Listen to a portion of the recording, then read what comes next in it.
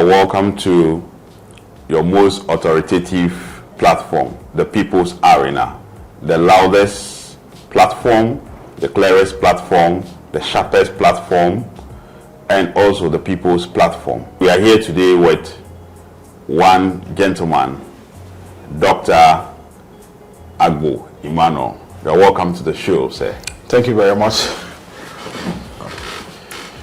It's been a wonderful day today. The traffic situation and the rain, that's not been easy at all. I hope you are safe. You have been safe from all these distractions. Oh, yes. We still have to make time and do justice to this program, just as we have promised our viewers. Okay. That reminds me about your title, being a doctor. And there was a situation where Madam Annie Sansa Daly was appointed to the board of the NHIS to serve, and later her academic credentials were questioned, and it led to one another, and the President of the Republic of Ghana, John Dramani Mahama, decided to revoke her appointment. I want to have your take. What does it take for one to be called a medical or a doctor? So, I mean, in a country where we are already facing challenges with our healthcare delivery system, I think it is very dangerous, or if you like, it is very detrimental on our parts to entertain such characters. Okay, people parading themselves as doctors whereas they are not. Because to be a doctor is not a child's play where you go to school for probably 6 months or 1 year and then you come out as a doctor. No, it is not that way. So I think this lady in question has to be dealt with to serve as a deterrent to people who are actually planning to do that. Because there have been instances where people parade themselves as military officers, police officers, and they have been dealt with. But in this case, her appointment has been revoked. I think more has to be done. Okay, so the Brotherhood is also behind her, looking at her physique and everything. What do you have to say about that too? Was it that her body stature, Charlie, it confused the president down to all the people, and they couldn't verify her academic credentials before giving her the appointment? What do you think should be done to the rest of the people that are there? Do they have to verify all their information before granting an appointment? You see, people like Dr. Zinato Rawlings has been very exceptional with her leadership skills and where she finds herself, her profession, or if you like, her occupation. Everybody in this country knows that Dr. Zinato is a medical doctor by profession. You don't have to question her credibility and all that. Any information about her is open to the public. But in this lady in question, this is my very first time of hearing her name. I've never heard of her name. So I am thinking that for anybody to be appointed to a very crucial, or if you like, a very important, institution. I'm not saying all institutions are not important, or some are more important than some, but we are talking about healthcare delivery system. People depend on NHIS. I'm a health professional. People do come to the hospital and they tell you, I have insurance. They are expecting everything to be almost free, which can't be the case. Okay, and we have people being appointed to the NHIA to take vital decisions. Of course, we have to engage people with intense knowledge about what they are going to do there. Okay, when a president is appointed, I don't think he has a personal relationship with all those he appoints. I don't think he has a personal relationship with them. That's correct. You get what I'm saying? So I think those who actually recommend for the president to appoint people to various institutions have to also do a background check. I will put the blame on the health minister, because Honorable Akando has been moving around from hospital to hospital trying to put things right. If he's more able to do that, then he should be able to check the credentials of this lady in question. You get what I'm saying? So that is just my thoughts on this issue. Is it in the case that it escaped the health minister? Maybe it could be so. And also, going forward, I think the president cracking the whip would send a strong signal to the rest of the people. And since we're delving into the doctor title, it could be academics or in the medical field. What are the things that one can use to identify that, okay, this person is from the medical field, I mean the doctor title, because we are aware that one can also be, the doctor title can also be confirmed on one. So confirmation of doctor's title, and also that of medical, and that also for academics. So can you educate us on what can one, like a layman like me, like this, what can I use to identify that, okay, this person is, has it been confirmed on him, or is from a medical field, or the last one where the last one has to do with medical or academics. So can you educate us on that? So you see, I want to limit this particular matter to, the lady in question, as in, she was being appointed to the board in the capacity as a medical doctor. You see, anybody else could have been appointed. Someone with a PhD, a doctor of philosophy, maybe a doctor of pharmacy, a doctor of medical laboratory. We even have doctor of business administration nowadays, where people are down, get down with their MBA. Or I don't think people even do their MBA before they do a doctor of business administration. I think you can just start with your degree, complete, and then you go ahead and do your doctor of business administration. It's also confirmed on pharmacists. Yes. So, but I think the lady in question, she was being appointed in her capacity as a medical doctor. But you understand, she actually hosts a program on GH1. I have never watched that program before. That's correct. Yes. So I think all those things were considered. The one who recommended that lady to the president may have actually, engaged her and probably had some insights which could make him or her believe that, oh, this lady in question has, the knowledge to be able to, to work at the NHI. You get what I'm saying? Because when it comes to the board of directors of an institution, those are people who actually give directions to the CEO. Anything the CEO does, it has to be from the board members. So that lady has been appointed to a very crucial role. Okay. So the Brotherhood is also saying that some sections of the Brotherhood is saying that, is it because of her seduction character that led to her appointment? Because when you look at the lady in particular, it's like the Brotherhood are very enthused, they are happy.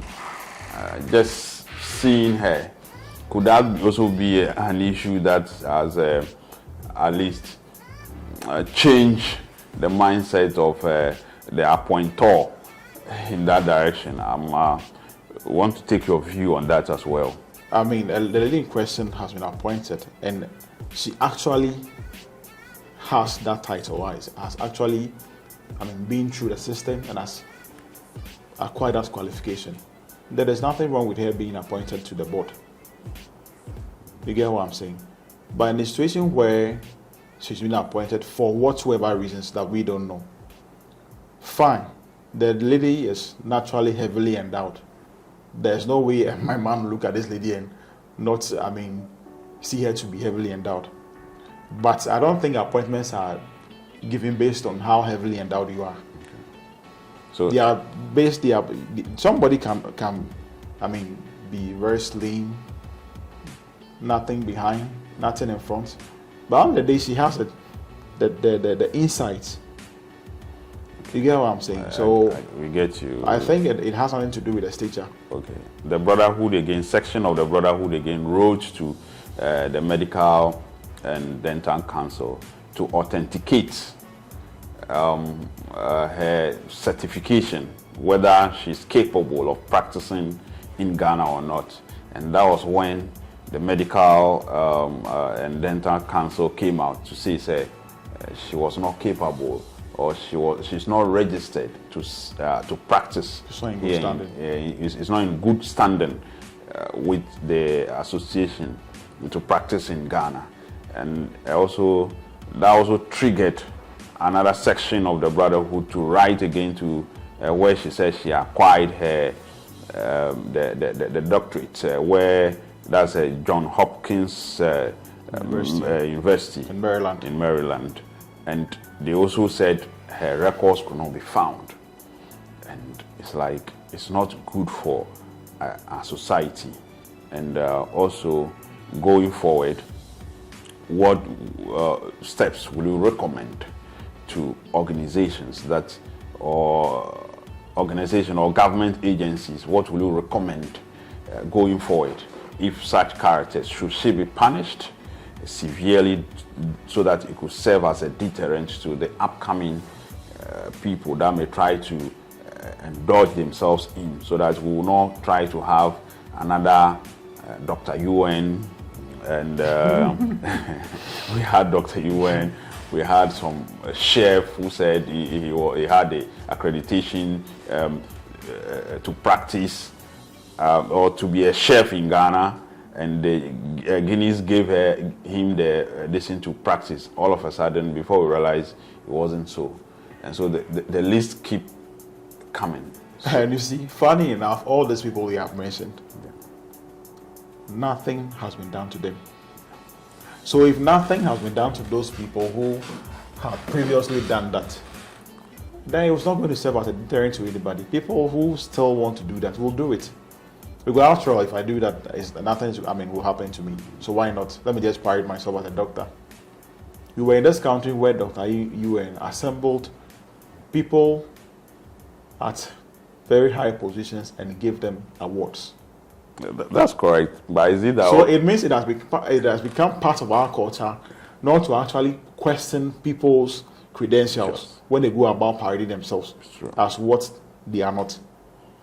I think that's the issue, because I'm also surprised that there will be the Pombede of all people who dress in his tie and suit and could not do any due diligence and went to Alisa Hotel only to collect feeding bottle.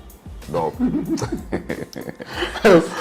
as much as this is very funny, but I mean, we have to actually attach some level of seriousness to it. So I am thinking that this lady in question has to be prosecuted. Revoking the appointment is not enough. Who knows? She may go elsewhere and repeat the same thing. If not in Ghana, she may even go back to the US and repeat that same thing there. You get what I'm saying? For me, I'll blame the health minister, because I'm very sure it will be the health minister who will probably recommend her to the president. I'm not sure the president, knows the lady personally.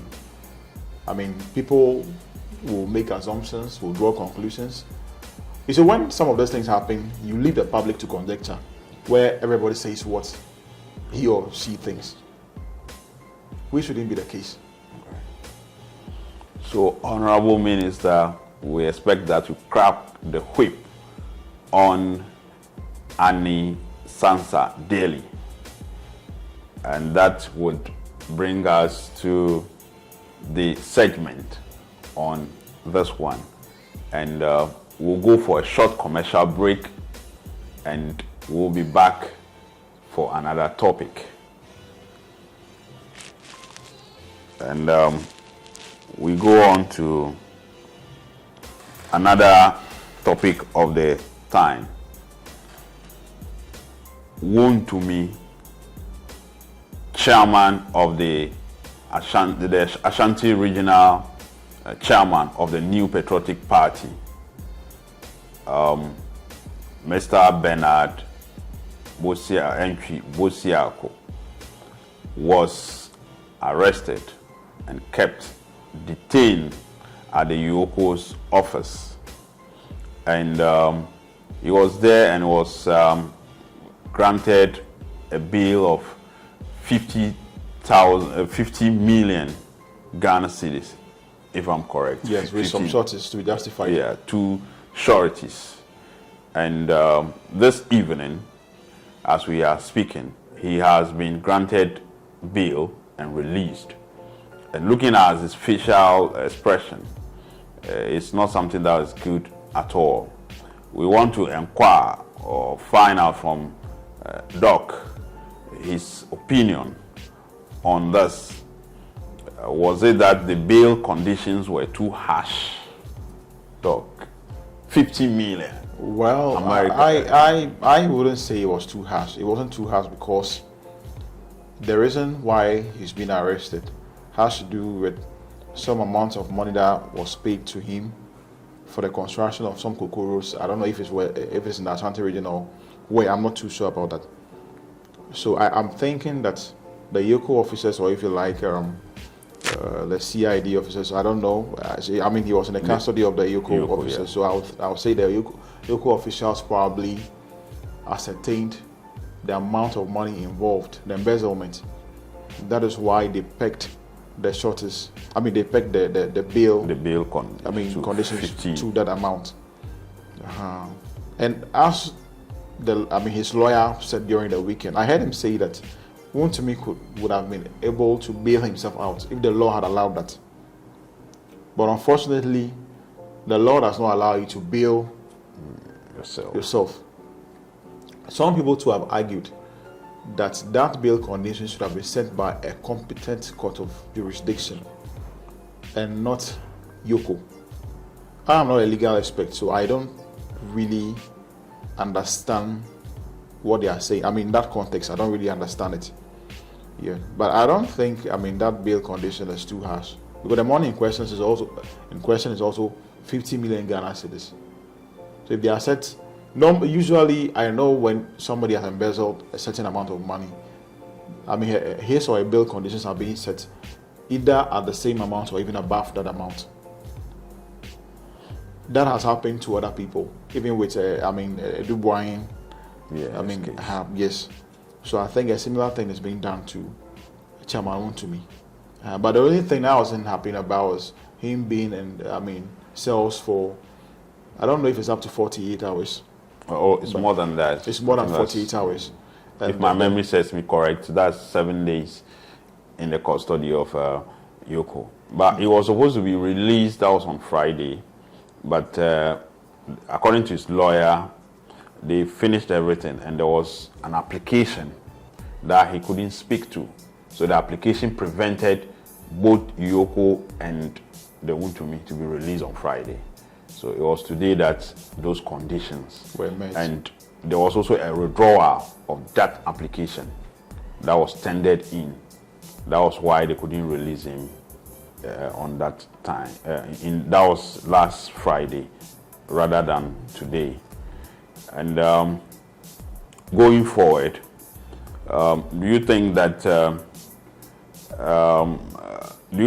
it was a political witch hunting? Looking at the way he came, looking at the way he said that even when the former president, now president, was coming to Kumasi, they have to call him and he has to give them permission before he gets into the region. And also, was it okay that he comes on live television to display gold bars to the public? Your thoughts on all these ones? You see, Chairman Wontumi as a person has not done good to himself. You see, when you look at the things Wontumi did whilst they were in government, with current happenings or recent happenings, you can't court public sympathy for yourself. The reason being that you have always portrayed yourself to be a very rich man. You are the boss. That is the picture he has painted. And Ghanaians do not like people like that. You see, when you keep painting such pictures, that, oh, I'm very rich, then displaying gold bars, you are just going to annoy people. People don't like seeing such things. So now that these things are happening to you, sometimes I go to town, I hear people saying, oh, he deserves it, he deserves it. You see, it is not because of anything that they are saying that he deserves it. It's because of the things he said in the past. Those are the same things that are hunting him now. You see, so people have to learn lessons from some of these things. If you look at Honorable Kennedy Japan like this, you realize that nowadays he doesn't speak anyhow because he has a presidential ambition. So he's trying to, behave very well. He used to go, on the media, speaking, you see, but sometimes you have to have, catch a break when you are, saying some of those things. To tone down. See, you don't go around saying things of that. You are just already people are hungry. When you look at the previous government, how the economy was going prior to elections, the year 2024, the way CD was depreciating, things, there were price hikes, left, right, center, and all of that. When it happens that way, people are going to get angry at you when you are displaying wealth. There's going to be that assumption that it is what ill-gotten wealth. You get what I'm saying? So, in as much as I think he's going through a lot now, I can't say Yoko officials are wrong. Because if indeed Wontumi was paid 50 million Ghana cedis to construct roads, and those roads are nowhere to be found, then he has to be dealt with, irrespective of his party colors. So I don't think, government is witch hunting him or anything. That is, I don't think so. Okay, so the law is the law, and the voice of the Chief Justice, the suspended Chief Justice of the Republic of Ghana, Madame Tokonu, the law is the law. So, according to Doug, he doesn't think that it's a political witch hunt. Doug, I ask because Yoko has asked the dockets from the Office of the Attorney General to reopen the case of Cecilia Dapa, the former sanitation minister. The case has gone and gotten to a particular point and it was left hanging. But why they opening a new docket or is requesting for the docket? I think it's a political witch hunt. Why don't you think that they should leave the case to rest? Okay, I am not aware of that, but I want to know, are they trying to revisit the case of stealing or theft against the woman? Yeah, there was an alleged money that was all over in her room, and there were specific sums of money. Dollars were part, pounds were part, Ghana cedis were part, and so Ghanaians were interested in that. But it got to a point, the OSP's office and that of Cecilia Dapa, they were just head on kind of, and the case just died out. But this time, Yoko is still requesting to reopen the case with they are requesting for the dockets rather from the OSP's office, so that they can revisit it. That's what I was trying to find out your view on. Do you think it is a witch hunt, a political witch hunt of a formal appointee? So, in this particular regard, I would say it is witch hunting. The reason being that it was just about a month or two ago when Samedi Fide, that's the Gold Board CEO. Yes. What a Gold Board. Is he a chairman or a CEO? He's a CEO. Okay, so the CEO of the Gold Board was dishing out money to people. I think I heard the amount was around $800. $800. There was public conjecture where people were, sharing their views on what the videos they watched and all of that. Okay, and I heard some government appointees come to his defense, where they argue that there's nothing wrong with him. I mean, that's money to people. Fine. There's a case of, if it is me, then it is fine. If it is someone else, then it is wrong. You get what I'm saying? Yeah. And the politics of equalization, when one would be like, oh, when this party was in power, they did a similar thing. So I'm also in power now, so if I do it, there's nothing wrong. But for Christ's sake, the reason why the other party was voted out of power was because of what they were doing. We perceived it to be wrong. And here's the case, you come around and you are doing a similar thing.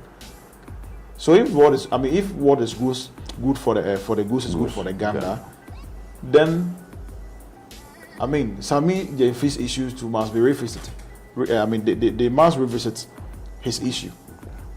Okay. So in the Sammy Jeffrey case, he realizing the public uproar, he came on his Facebook page to apologize to Ghanaians for what happened, and he was also sanctioned to the office of the Chief of Staff to come and explain or to give the account of what happened. After he gave his account, according to the government spokesperson on communications, Honorable Felix Kwache came to say that so far as he's issued the apology, he was pardoned and forgiven, and that he should go and sin no more. So you see, that is where I will have a problem. Okay, just as Felix Ofosu-Kwakye, Honorable Felix Ofosu-Kwakye, was able to hold a press conference to address the public with regards to this particular matter, what is preventing somebody from also holding a press conference to do same? I don't think Facebook is enough. Okay. He was seen publicly displaying, a certain amount, which is not even our currency, but foreign currency. Okay, so just as you were displaying the money in public, then you should also apologize publicly. This is a young man who goes about sermonizing the gospel against corruption. And this is a same man who is seen counting dollars and sharing to people. Okay. You see, when you are, it's just like Honorable Sami, Okudzeto Ablakwa, Samuel Okudzeto Ablakwa, going around, trying to, I don't know how to put it. He goes around trying to gather information from people. Yeah. To paint the then government black. Yeah. Okay. So if he should engage in a similar thing that he was accusing people of then, definitely, we will have a problem with him. You get what I'm saying? So, Sammy Jeffrey and then Cicely Adapa's issue, people were trying to equalize the two. Okay, and in my opinion, I think they are right to, equalize these two instances. But people will argue, Cicely Adapa, the money was found in her house, and the money involved was about $1 million, was about £300,000, this and that. It's not about the amount involved. It's about you carrying money around. Because if you look at Sammy Jeffrey's video carefully, you will realize that there was a bag in which they were picking out the money from. You get what I'm saying? So that is just my thoughts. Okay. All right. So, Doc, we'd like to thank you so much for, your comment on this trending issues. There's also another trending issue that we want to look at. Remember that this is the people's arena, where the people's issues are talked about, expressed in the most cases that you understand. Remember also that this is the loudest platform, is the clearest platform, is the sharpest platform, and it is the voice of the people.